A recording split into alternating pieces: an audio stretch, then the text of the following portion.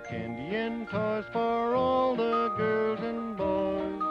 I'll build a ladder up the chimney wall so dear old Sandy won't slip and fall. Merry Christmas, Merry Christmas, Merry Christmas to all. Christmas in America, featuring Miss Valma shooting a real gun on the stage.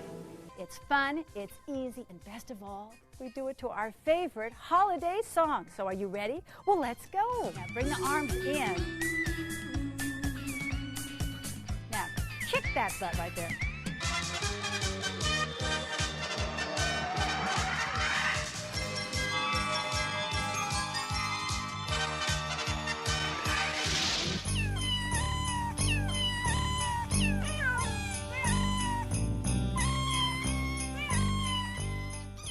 This is BlissVille, Misadventures in BlissVille, and my name is Regan.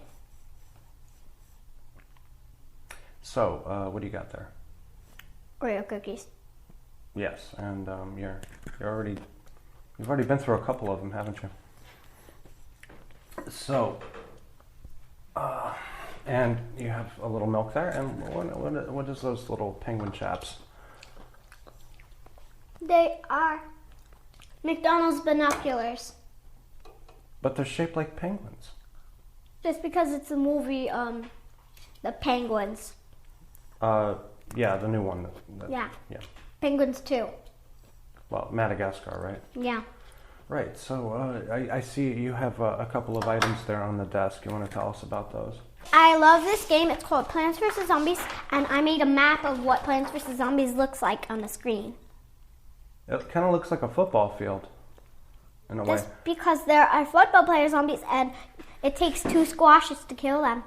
I'm guessing that those little things there with the legs and everything are the zombies? Yeah. And what are these lines here? Those are where the plants, like little lines where the plants are. This is squashes, the ones with faces, and they have stems. This is a walnut, and the zombies, it takes a long time for them to eat. So a fume shroom and a bunch of ice pea shooters. Sunflowers make suns, so you can buy them. There's 100 suns. These are the plants. This is a chomper. It eats the zombies whole. This is a normal pea shooter. This is a fume shroom, and this is I forget what kind of a plant that is. This is a cherry bomb, and it blows up all the zombies in an area, and there's a blown up zombie. Now I'm going to show you zombies. Newspaper zombies, when you destroy their newspapers, they have underpants on and no pants, so they get really mad. This is a bucket head zombie. It takes a while to kill. A cone head takes a little less than a bucket head to kill. These are normal zombies. This one has no arm. This one is a football player. It takes 2 squashes to kill it. That's why they put there. And this is where the zombies come from. What's in the other folder there?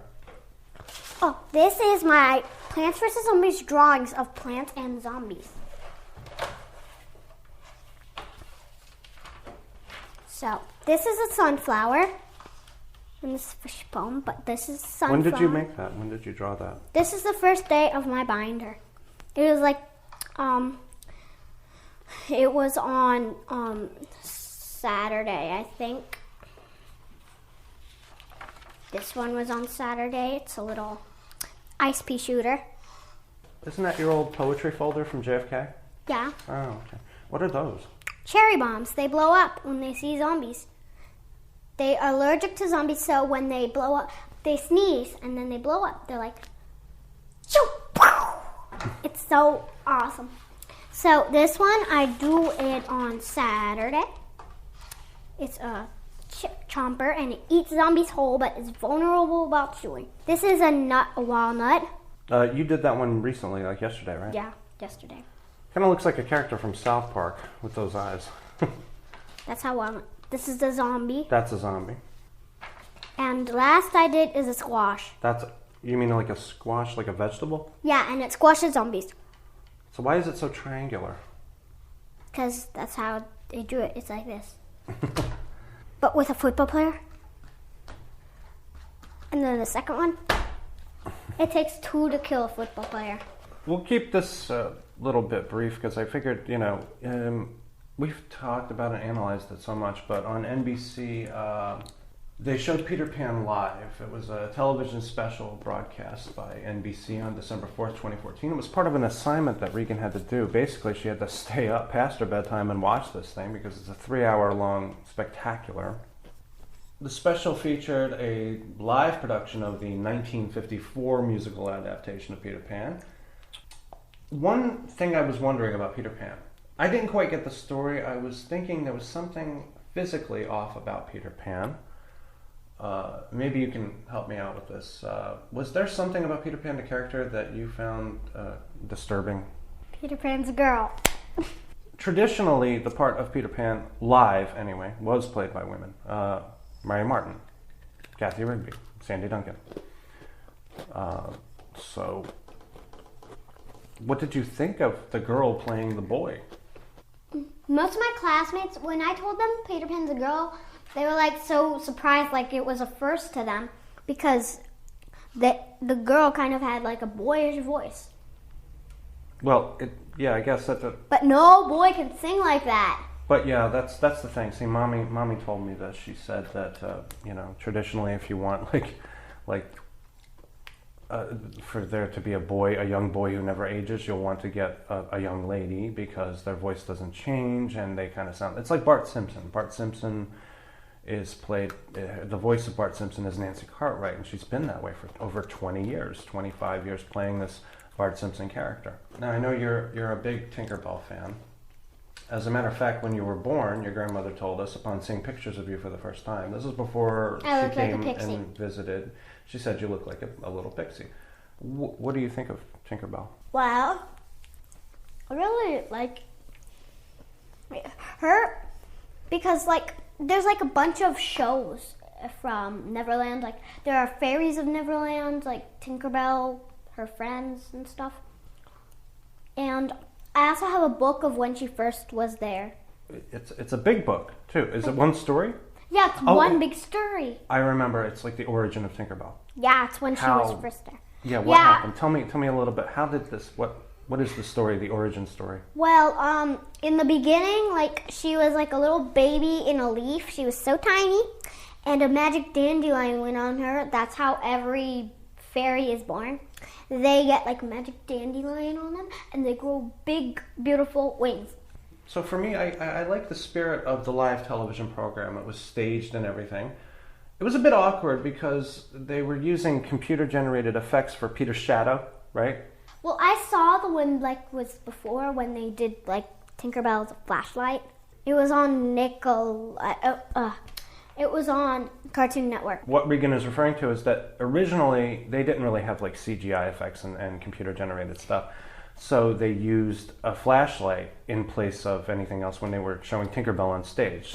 They basically, probably just a regular old flashlight you can buy in any hardware store because it was a pretty cheap effect. I don't know how they managed this shadow. They probably had somebody off stage with the light up against the window. Should I tell about how Peter Pan and Tinkerbell met? No. I mean, how does it begin? It begins with the Darlings, right? Wendy and her two brothers in their bedroom. The great brothers dancing with the teddy bear. So what happened? Well, their dad is stuck up his nose, and the silly cat, and their dad doesn't like their dog, so they don't let him sleep in there for the night. And later on, when Peter Pan comes, when he was still up, she was staring at the ceiling. Mm-hmm. And when Peter Pan comes, she falls asleep a little bit, and then Peter Pan comes through the window. Yeah, but first Tinkerbell comes into the vase thing. Yeah, I guess I think that Peter Pan and Tinkerbell show up looking for his shadow because his shadow's run off or something, right? Yeah, that was before the movie. He sprinkles pixie dust on. That was not right after. Well, they have a little song and dance, but No, I mean they used tape to put his shadow back on him, and Yeah, that's kind of insane. Basically, Peter abducts Wendy and the children, and they take them to, Neverland, where apparently she is to be mother to this horde of lost boys. It never really occurred to me how bizarre the story is. But let's move on to Christopher Walken as Captain Hook. What did you think of Christopher Walken? They picked the right person. Really? You think so? To be a walloping zombie in a pirate ship. Well, to be fair, he looked a little more like Fu Manchu. But and he doesn't really do much, does he? I mean, like, with the singing, he doesn't really sing. He just he talks his way through songs. And then he does a little soft shoe for his dancing. He was kind of, I suppose, he was serviceable as Captain Hook. But in my view, he was no Dustin Hoffman. Now, what did you think of Tiger Lily? I thought she was hot. Oh, always with the hot chicks with you. Anyway. Mommy complained that she didn't seem like a true Native American, but I did a check on the actress, and it turned out that this actress is a Native American. She's a member of the Cherokee Nation, so she actually is American Indian. In past incarnations of this character of Tiger Lily, they were usually played by American women. Wait. I think I know who Tiger Lily is because when I was younger, I watched the Pirates of Neverland, and Tiger Lily was an animated little girl. With a flower on her head and stuff. And they had this kind of bizarre song, Ugga Wugga or something. It's called Ugga Wugga, and they were kind of, they're Native Americans. Don't make up fun of their I'm not making language. fun. No. Absolutely not, Regan. What I'm saying is that apparently we pick things that irritate us. It's okay for this kind of really broad characterization of a Native American girl in this Peter Pan show because it's a classic or something. But then other people get irritated at the Washington Redskins, the National Football League team, because of their name, the Redskins. And people did get irritated at the Atlanta Braves and the Cleveland Indians. They don't like that. But they don't seem to mind too much this Tiger Lily thing. But that's all right. I mean, I don't mind. So overall, how would you rate Peter Pan? Good job. 10. You'd give it a 10? Actually, I'd give it a 9. All right, a 9. The part I didn't like Was what? Peter Pan almost dies. Peter Pan almost dies. Yeah. William Goldman wrote in his book, Adventures in the Screen Trade, the first rule that every writer must understand is that you have to kill your darlings. And that means, I guess, kill your heroes. Something to that effect. But if we could go back to Joseph Campbell and what I was talking about, the myth of the superhero who comes and saves the day. Anyway, we'll talk about that later. We usually reserve these talks for off podcasts. But when Peter Pan gets hurt really bad, he was trying to fly, but he didn't fly so high, so Captain Hook cuts his wires. That's pretty cool, actually, because it's kind of like an in-joke. We know that they're not actually flying. They're on harnesses and wires, right? So what does Captain Hook do? He comes up with his little paper sword and cuts the line. I thought that was kind of clever, actually. I was really surprised there were no references to a clock. There's a clock and a crocodile, but he doesn't tell us where. I think I know the trick. I'd like to know where that clock's been hidden for 4 years. In his stomach. Okay, right, whatever. Okay, so... Wait, I know how they did it. They had somebody in a costume. Actually, no, they got a mechanical. It was mechanical. Yes. And they made a little thing, and they recorded somebody going... Yeah. I have to say I was not terribly impressed with that crocodile costume because it looked It wasn't a costume, it was mechanical. No, that was not mechanical. It was No, I saw it behind the scenes, it was mechanical. There's a guy in there. You can see his legs moving around. You can see his legs and arms for crying out loud. And they also made him go all Being around. that this is a Christmas special, this is our first BlissVille Christmas Special, and we just started, really. We were going to talk about Christmas. My birthday's the 25th. That's right. Regan was born on December the 25th, my friends. December the 25th. What was on your Christmas wish list for this year? Plants vs. Zombies Garden Warfare. Yeah, that's not going to be really a Christmas present. That's because it's going to be on the 15th. Actually, that's the 13th, but who cares? What did you want for Christmas, though, more specifically? Monster High Freaky Fusion. And what is that? Can you explain that? It's two Monster High characters mixed into one. Like Dracubecca. It's Dracula and Rebecca. It's not like two-headed, four-legged. It's actually like used together. Like, Dracubecca has mechanical all over here. She has like a tan, pink, silver, whatever. And her head is square-shaped. And she has little nails on her face. Gotcha. And her heart on her cheek. Heart on it. Has like gears. What else were you interested in for Christmas? I didn't mention the mechanical wings. Mechanical wings. Yes, yeah, mechanical wings. So what else? Clavinus. Right, Clavinus. She's like Venus and Claudine mixed together.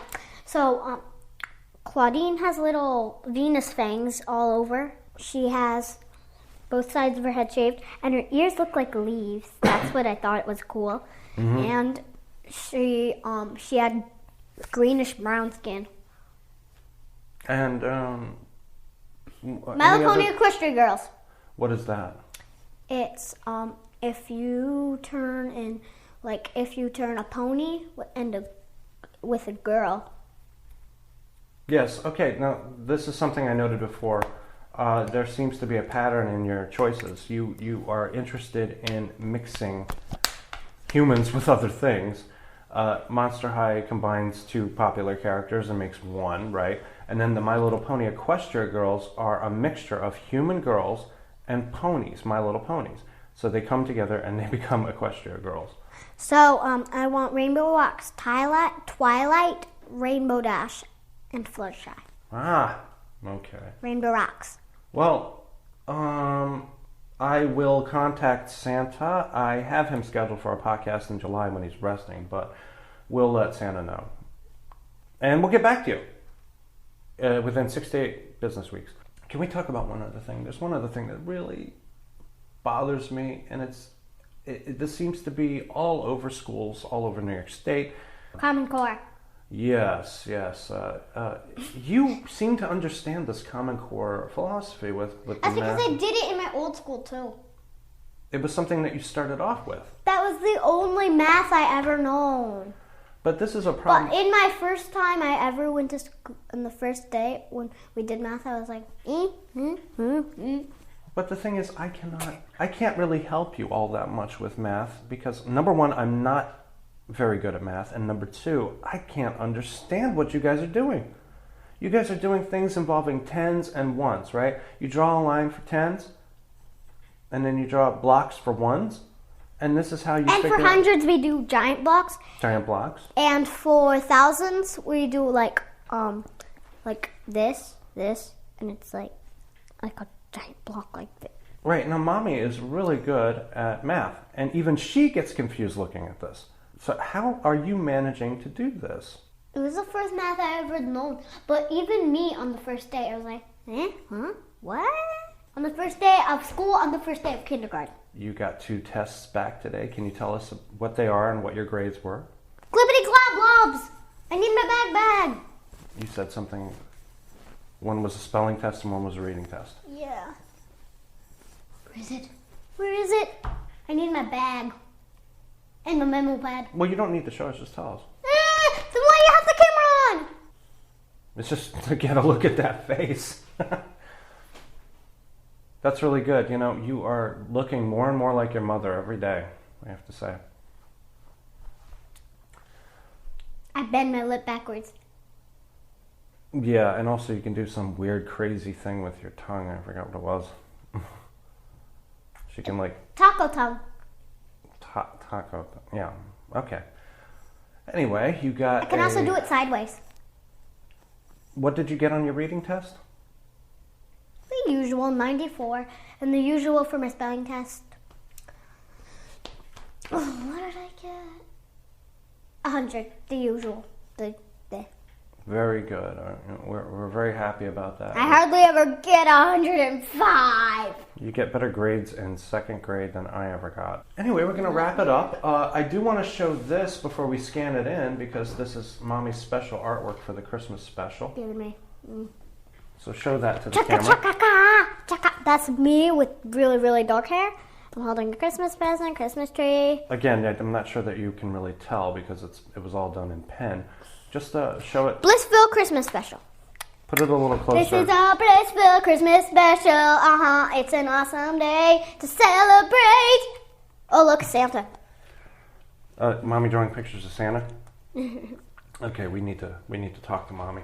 This has been wonderful, Regan, and I'd like to have you back as a guest, and we can talk about whatever you want to talk about. Is there any particular subject that's really irking you that you want to talk about in a future episode? Let me know.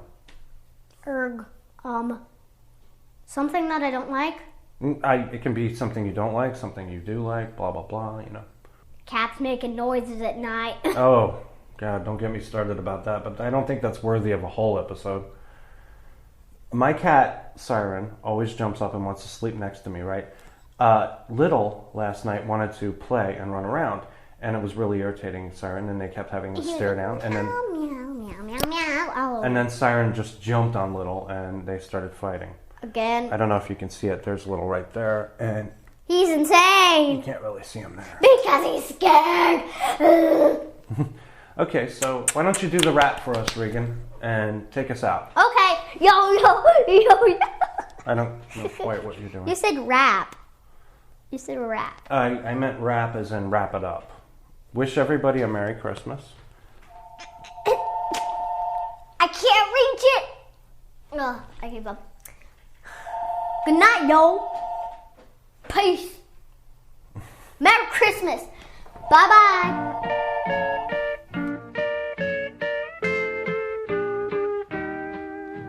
Merry Christmas, Merry Christmas, Merry Christmas to all. There will be some candy and toys for all the girls and boys. I'll build a ladder up the chimney wall so dear old Sandy won't slip and fall. Merry Christmas, Merry Christmas, Merry Christmas to all.